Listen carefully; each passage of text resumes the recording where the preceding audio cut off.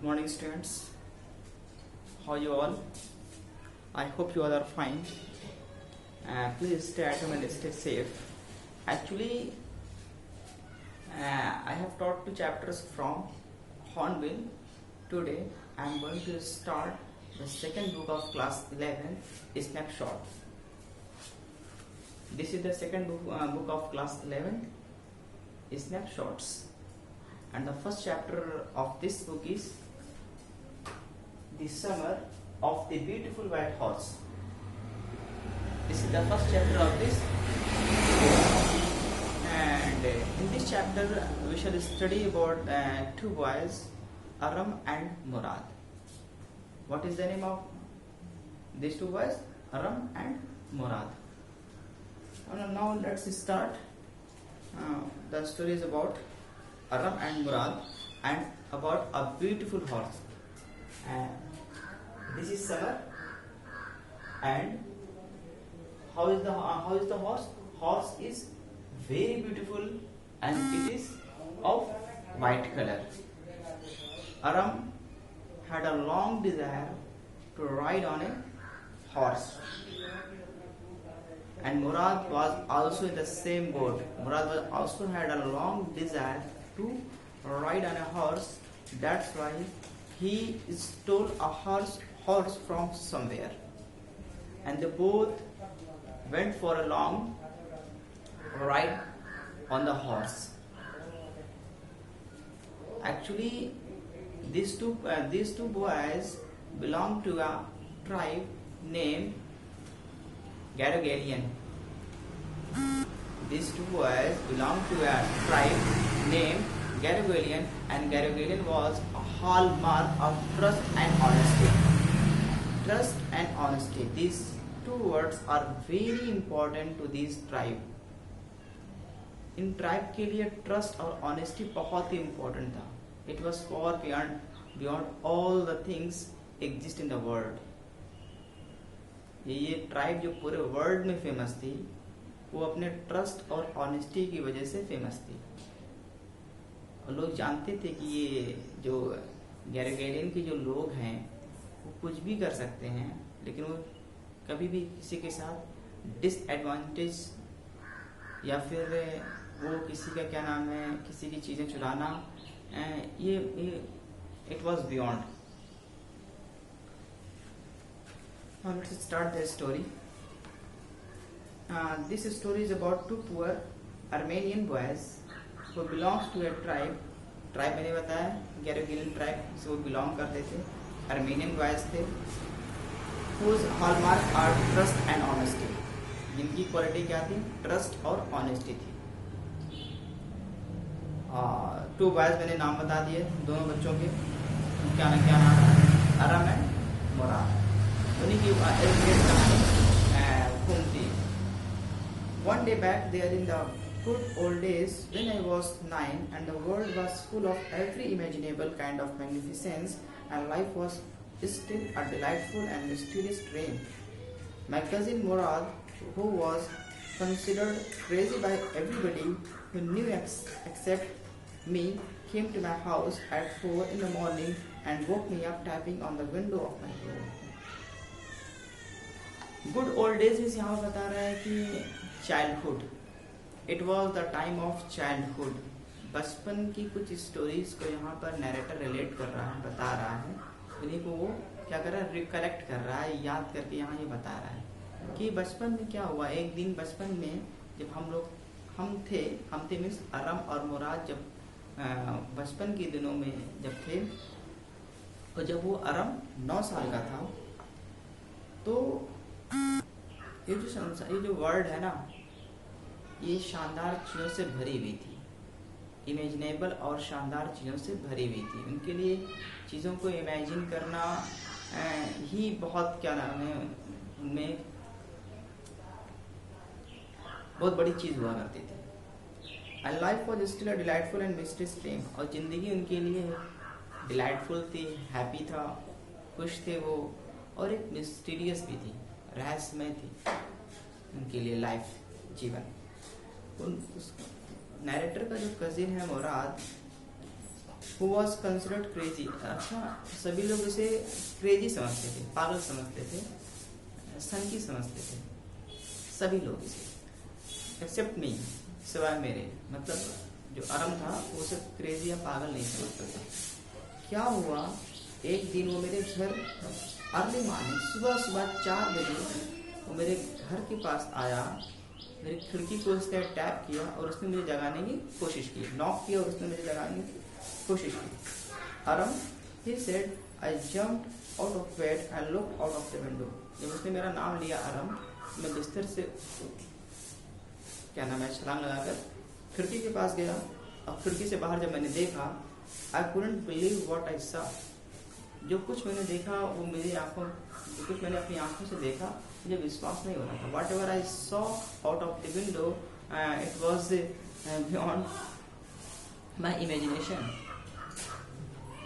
It was not morning yet, मतलब अभी सुबह नहीं हुई थी, but it was summer and with daybreak, daybreak में कुछ था dawn, जब सूरज की किरणें जमीन पर आने ही वाली होती हैं, उसके पहले का जो वक्त होता है सुबह सुबह का, इसी को डेब्रेक या डॉन कहते हैं। समर था, जैसे कि मैंने बताया कि इस स्टोरी में समर के बारे में, समर सीजन के बारे में बताया गया है। Not many minutes around the corner of the world, मतलब it was about to happen very soon। मतलब लाइट जो है, रोशनी जो है सनराइज की, वो बस निकलने ही वाली थी। और डाउन के वक्त तो आप सभी कुछ बहुत सी चीज़ों को आप देख सकते हो। You can see around your self lots of things at the time of down. सुबह का जो भोर का वक्त होता है, तो उस टाइम भी आपको कुछ रोशनी नज़र आती है और उससे, उस रोशनी में ही आप बहुत सी चीज़ों को देख सकते हैं। मतलब it was light enough to see around yourself. आप अपने आसपास की चीज़ों को देख सकते हो, इतनी लाइट, इतनी रोशनी होती है। और उसी से उसे पता चला कि जब उसने देखा बाहर, तो लगा कि My cousin Murad was sitting on a beautiful white horse। I stuck my head out of the window and rubbed my eyes। मैंने क्या देखा कि मेरा जो कजिन मुराद है वो एक ब्यूटीफुल वाइट हॉर्स पर बैठा हुआ है। उससे भी अपनी आंखों पर विश्वास नहीं हो रहा है। उसने अपना सर बाहर निकाला और उसने अपनी आंखों मलना स्टार्ट कर दिया। कहीं ऐसा तो नहीं मैं कोई सपना देख रहा हूँ, कोई ट्रेन देख रहा हूँ। Yes, he said in Armenian। उसने कुछ आर्मेनियन लैंग्वेज में कुछ बोला। It's a horse, you are not dreaming। मुराद ने कहा कि हाँ घोड़ा है, तुम देख रहे हो ना, एक घोड़ा है और तुम सपने नहीं देख रहे हो। Make it quick if you want to ride। जल्दी से बाहर आओ अगर तुम इसकी सवारी करना चाहते हो, घूमना चाहते हो, टहलना चाहते हो। I knew my cousin Murad enjoyed being alive more than anybody else who had ever fallen into the world by mistake, but this was more than I could believe। और मैं जानता हूँ अपने कजिन मुराद को बहुत अच्छी तरह से, मैं उसे जानता हूँ कि वो मुराद जो है जिंदा दिल पर्सन है। मतलब वो किसी भी चीज़ को बहुत ज़्यादा एंजॉय करता है, इंटरटेन करता है। और शायद उतना एंटरटेन शायद ही कोई इस वर्ल्ड में जो पैदा हुआ हो गलती से उतना एंटरटेन करता होगा, एंजॉय करता होगा चीज़ों को लेकर, बहुत एंजॉय करता है। और यही चीज़ विश्वास न करने पर मजबूर कर रही है।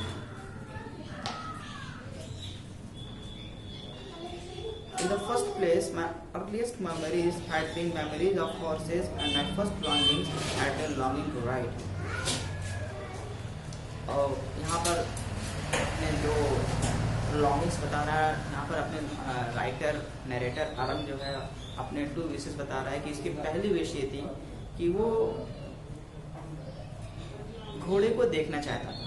उसकी पहली विश थी घोड़ा काश में कभी देख लेता, और उसकी दूसरी विश थी कि घोड़े को देखने के बाद काश में कभी इसकी सवारी कर पाता। ये इसकी एक लॉन्ग चेरिश्ड डिज़ायर थी।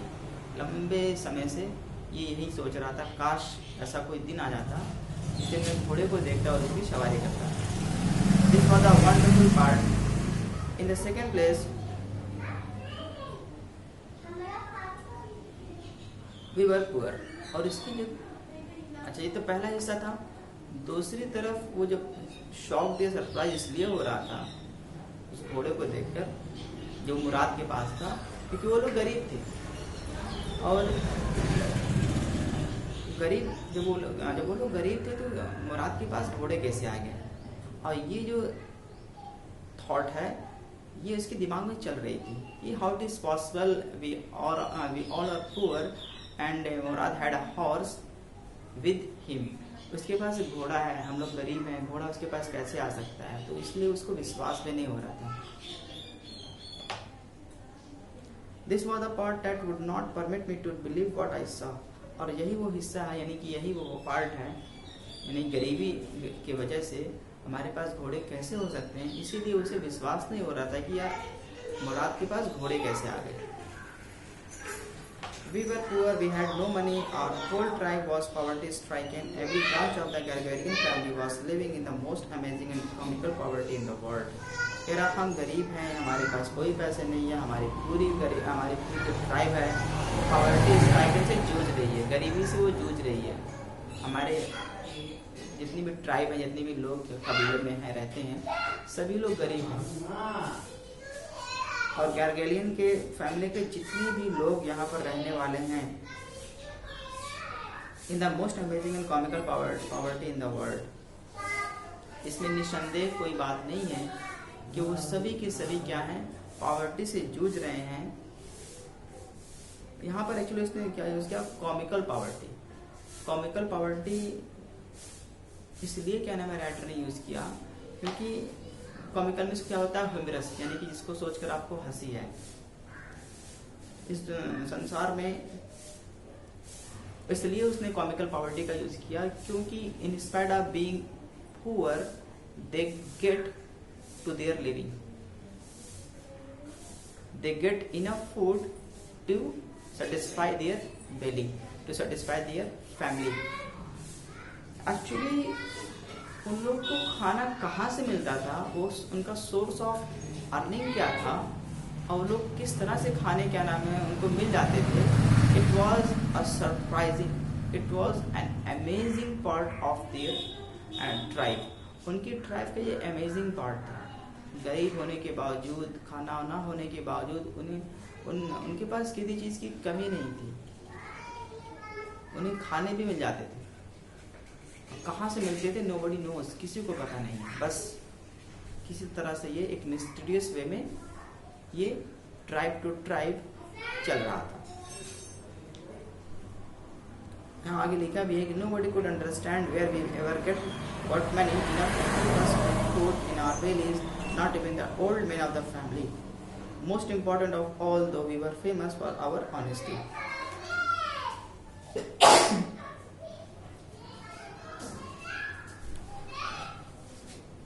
हमारे ट्राइब के बूढ़े व्यक्तियों को भी नहीं पता था कि किस तरह से हमें भोजन मिल रहा है, कहाँ से हम भोजन पा रहे हैं। और हमारी पूरी की पूरी ट्राइब जो है वो फेमस थी, पूरे वर्ल्ड में फेमस थी अपनी ऑनेस्टी की वजह से, अपनी ईमानदारी की वजह से। We had been famous for our honesty for something like even 11 centuries। 11 centuries, 1 century बोलते क्या होता है, 100 years होते हैं, यानी 1100 साल से ये ट्राइब जो है अपनी ऑनेस्टी की वजह से फेमस थी। Even when we had been the wealthiest family in what we like to think was the world, we were proud first, honest next, and after that we believe in right and wrong. इतना सब कुछ होने के बावजूद we had been the wealthiest family in what we like to think was the world. यार जिस प्रकार से हम संसार को सोचते थे, लेकिन हमारे लिए जो दुनिया हुआ करती थी, उनकी सोच के अकॉर्डिंग वो लोग एक वेल्थिएस्ट फैमिली में सरवाइव करते थे, रहते थे। यानी कि जो कुछ उनको संसार में मिला हुआ था, जो कुछ उन्हें संसार से चाहिए था ना, वो सारी चीज़ें वहाँ पर अवेलेबल थी और उन सारी चीज़ों से वो फ़ायदा उठा रहे थे। तो यहाँ पर इसकी ये बात कर रहा और कह रहा है कि हमें सबसे पहला जो हमें जो प्राउड फील होता है, हमें अपनी जो ट्राइब का जो प्राउड फील होता है वो ये है कि हम क्या थे, ऑनेस्ट थे, ईमानदार थे। और यही चीज़ हमें, और सबसे पहले जो हम क्या विश्वास करते थे, क्या देखते थे कि क्या चीज़ सही है और क्या चीज़ गलत है, मतलब गलत और सही के बीच में फ़र्क करके उसे करना, ये गार्गेलियन फैमिली का ये हॉलमार्क था। इसी वजह से वो 1100 सालों से जाने जाते थे पूरे वर्ल्ड में। None of us should take advantage of anybody in the world, let alone steal। कह रहे हैं कि हम किसी भी इंसान का फायदा नहीं उठाते थे।